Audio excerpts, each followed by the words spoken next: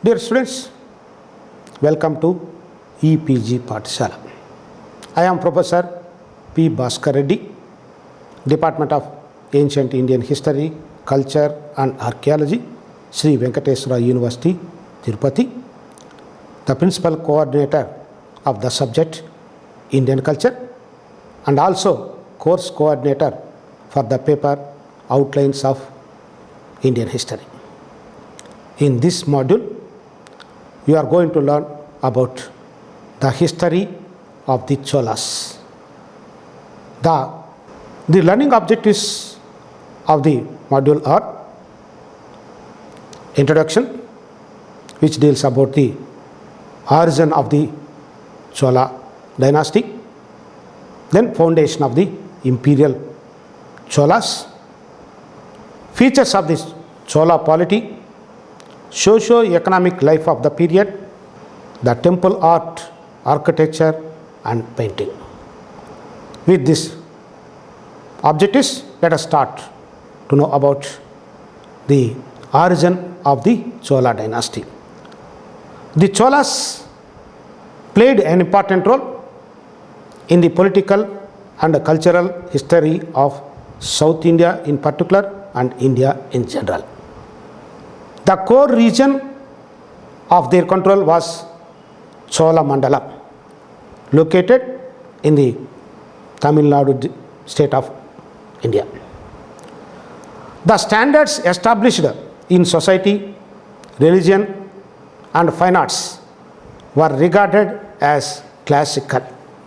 They took active intervention in political, commercial and cultural expansion in Southeast Asia.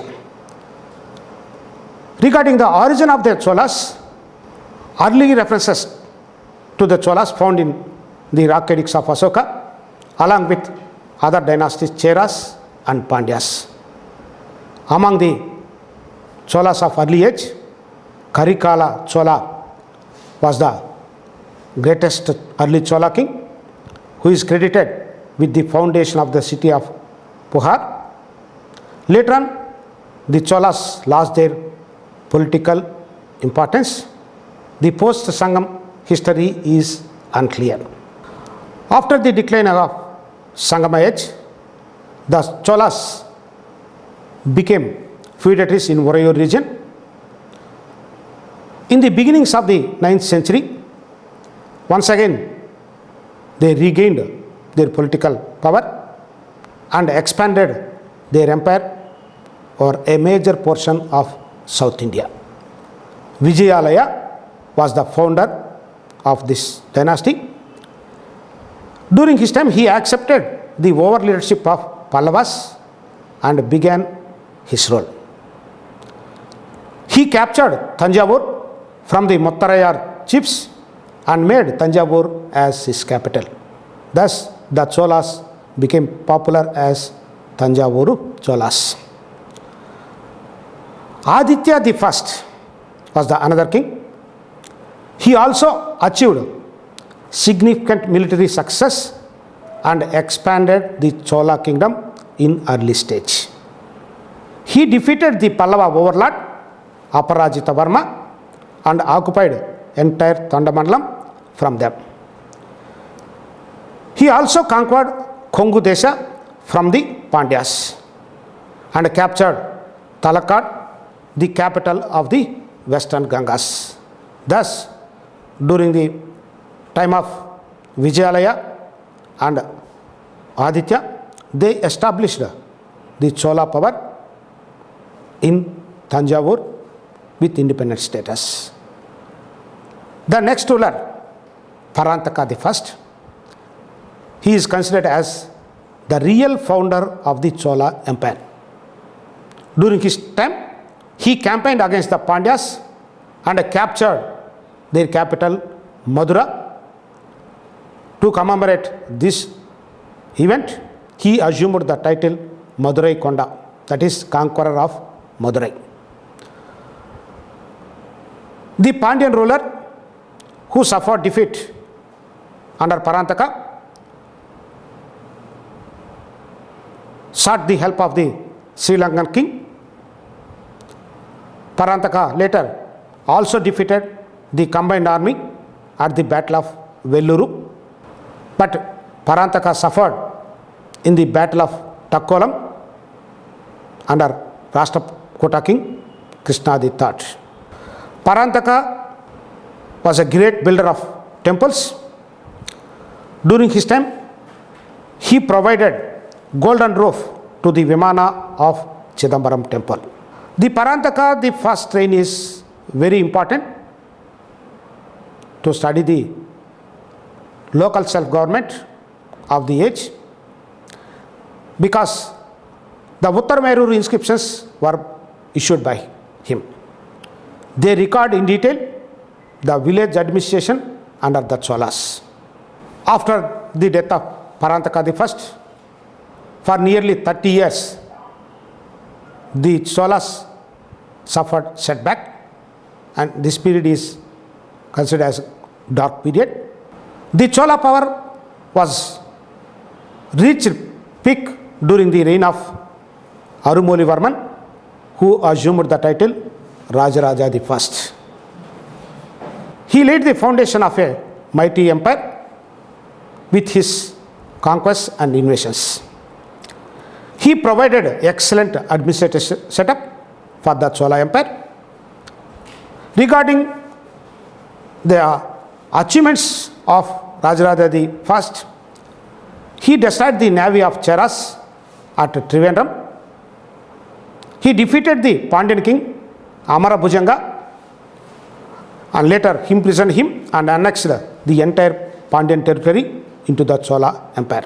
He also conducted successful naval expedition to the Sri Lanka region, which it led to the destruction of Anuradhapura. As a result, the Chola province was established under the name of Mummadi Chola Mandalam in the northern part of Sri Lanka. He also scored victories against the Western Gangas, Chalukyas and Rashtrakutas, and maintained matrimonial alliance with the Eastern Chalukyas of Vengi. In the later course of his time, he also conducted the naval expedition against the Maldives Islands. As a result, Maldives also formed part of the Chola Empire. He encouraged Sri Mara Vijayottunga Varman, the Shailendra ruler of Southeast Asia.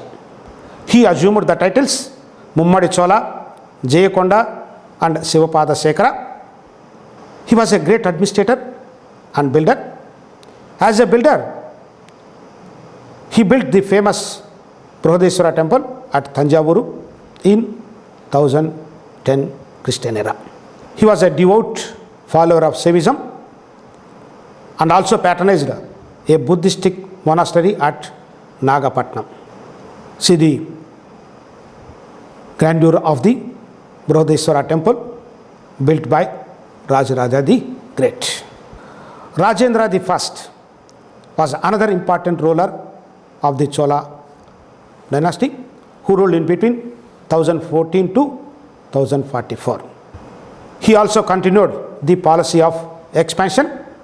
He completed the conquest of Ceylon by defeating and imprisoning the Sri Lanka ruler Mahendra V. He reasserted the Chola supremacy over the kings of Kerala and also the Pandyan country, who tried to assert their independence.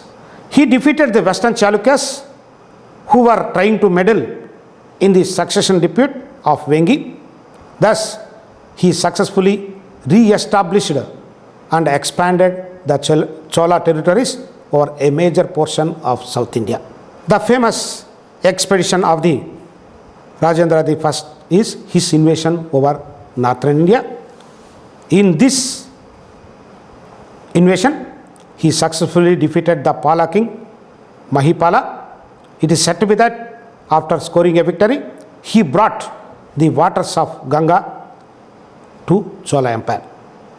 He also conducted naval expedition against the king of Srivijaya in Southeast Asia, where he also scored victory in that enterprise. He was the responsible person who founded new capital at Gangaikonda, Cholapuram, and assumed the title Gangaikonda.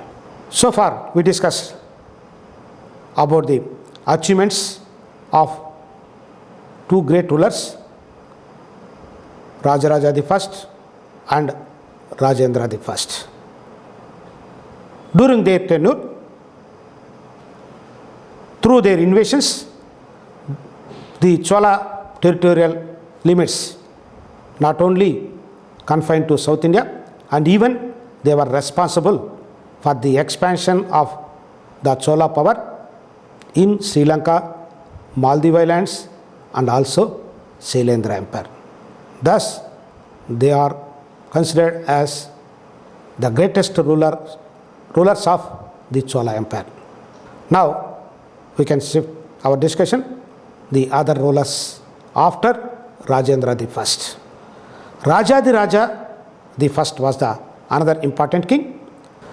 During the reign of Rajaraja I, the authority of the Cholas was defied by the Pandyas, Cheras, and the kings of Ceylon. It is said to be that he suppressed all the revolts, and once again Chola power firmly established in their territories. To commemorate these victories, he performed Ashwamedha sacrifice. During the time of Rajaraja I, he revived the conflict with the Western Chalukyas once again, but he lost Vengi and Kalinga to the Western Chalukyas. In the battles with Western Chalukyas, he lost his life in the battle of Kopparam in the Vengi country. Thus, Rajaraja I's reign came to an end. After the death of Rajaraja I, the military conflicts continued and marked the reigns of subsequent Chola kings. The Rajarajendra II, Veerarajendra, and Adi Rajendra, who followed up to 1070 AD, but the Chola power started to decline. The Chola power once again regained under the Kulothunga I. This Kulothunga I was the grandson of Rajendra I and son of Eastern Chalukyan king Rajaraja Narendra. He was the responsible person who united the two kingdoms of Chalukyas of Vengi and the Cholas of Tanjavur. Thus, he became the founder of a new line of dynasty, that is Chalukya Chola dynasty. During his time, Vijayabahu, the king of Sri Lanka, became independent, and he lost Vengi and Mysore to the Western Chalukyas. The old enemies of the far south, Pandyas, Cheras, were remained hostile, but his period is very important in the economic history of South India. There was a steady improvement in commerce, and he maintained better communication with the Chinese. He sent an embassy of 72 merchants to China in the year 1077. He maintained cordial relations with Sri Vijaya, and he received an embassy well from him. Due to his policy of taxation, he assumed the title Sungam Tavirta. Kulothunga I was succeeded by his son Vikrama Chola, surnamed Tyagasamudra, followed by Kulothunga II, Rajaraja II, Rajadiraja II, and Kulothunga III. During their rule, the imperial power of the Cholas declined. Rajendra III was the last ruler who suffered defeat under Jatavarma Sundara Pandya. The Kakatiyas and Hoysalas, who rose to prominence in Deccan and South India, they partitioned among themselves the territory of the Chola Empire. Thus, the Chola power lost in the beginnings of 13th century. So far, we discussed about the political history of the Cholas, who rose to prominence in the beginnings of 9th century and dominated the destinies of South India up to the beginning of 13th century AD. This period is important in the political history of South India, but also more important in the cultural history, because the Cholas produced a systematic administration which it have its own features. The Cholas had excellent system of administration. King was at the apex of administration. The inscriptions referred him as Perumal Adigal, the Great One, or Ko, the King. The cult of God King received due recognition and importance, built temples over the remains of deceased kings. The king was assisted a council of ministers called Udan Kuttam. Rajaguru, the priest of the royal family, played very important part in the administration. They have elaborate administrative machinery. The officers of the period were paid by land assignments and honored with titles. The empire, for the administrative convenience, divided into Mandalam, Valanadu, Nadu, village.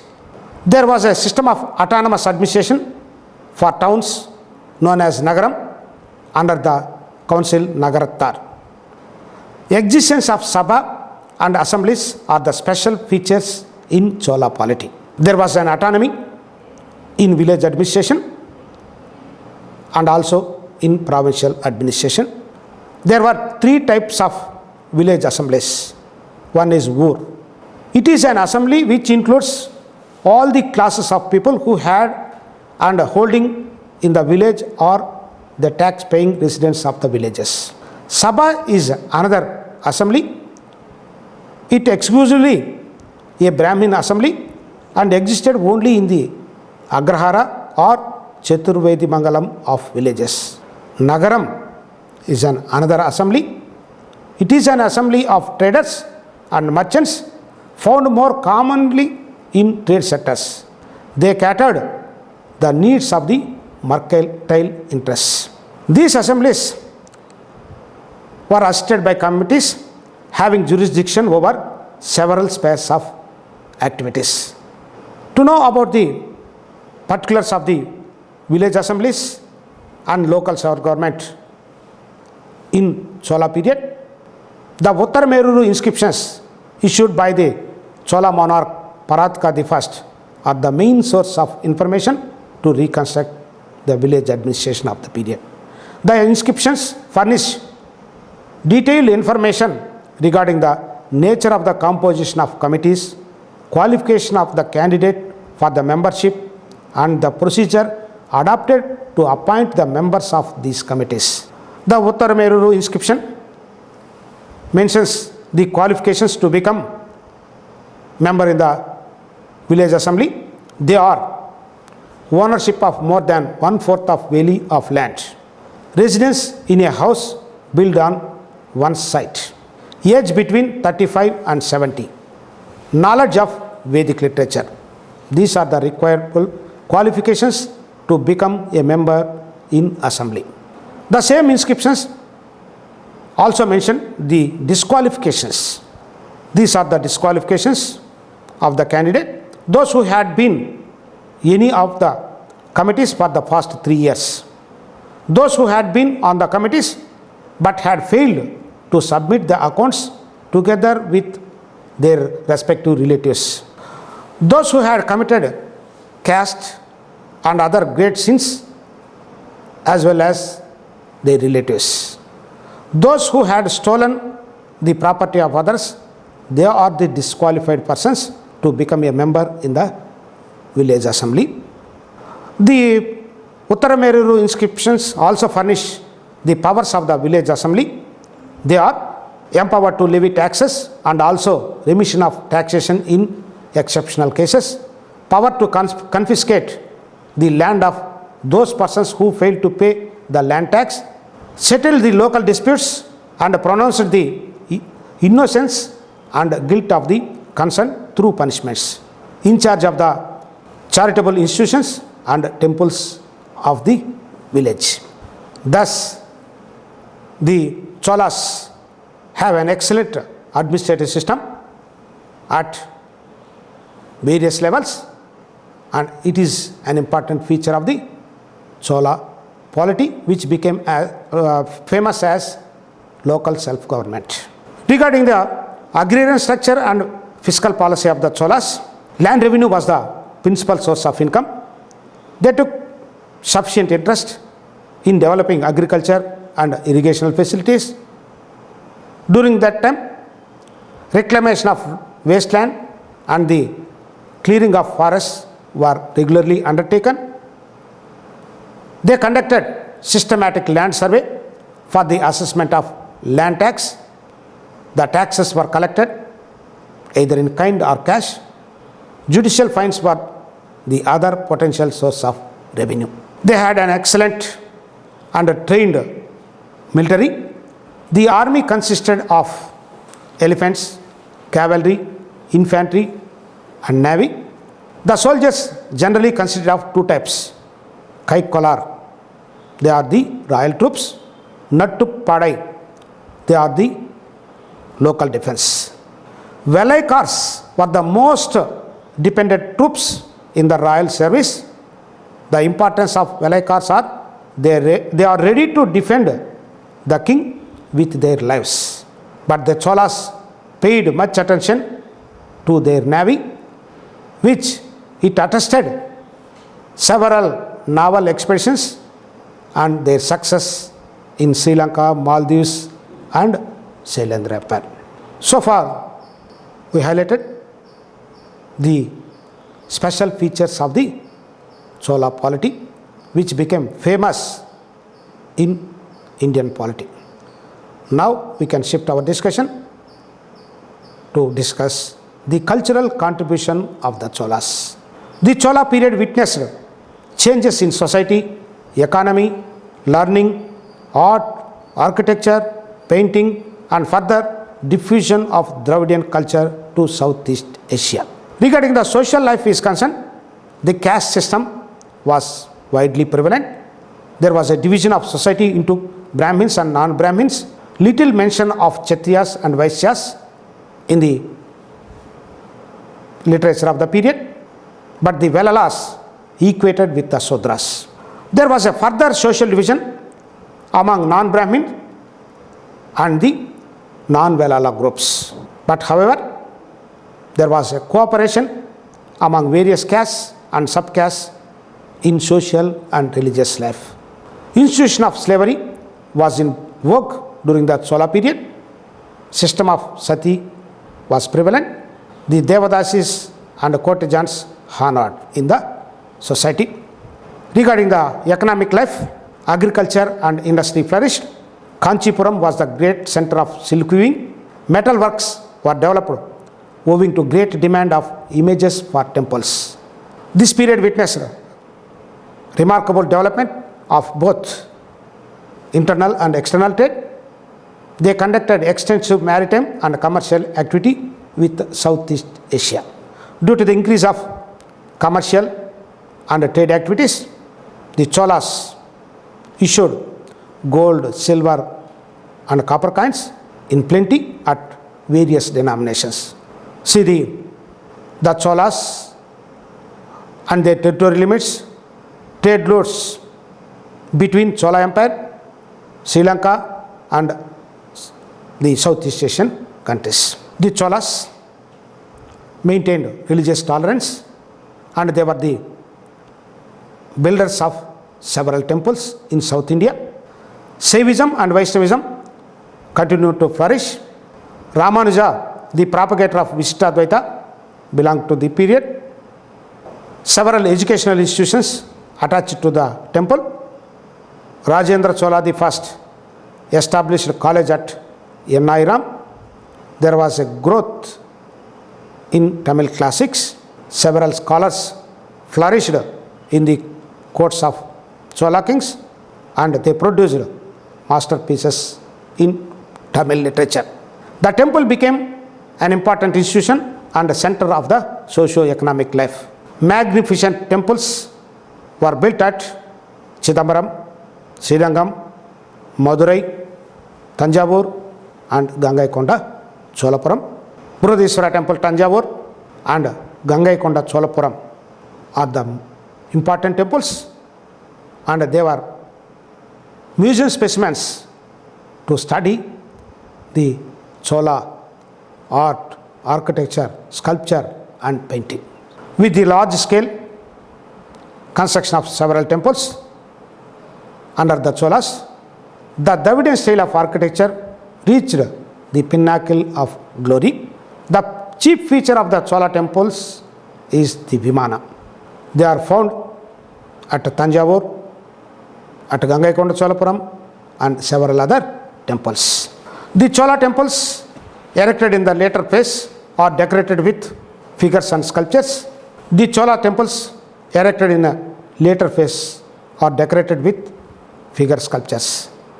These Chola sculptors took particular interest in exhibiting their mastery over the art of carving sculptures on the exterior walls of the temples, pillars, door jambs and ceilings.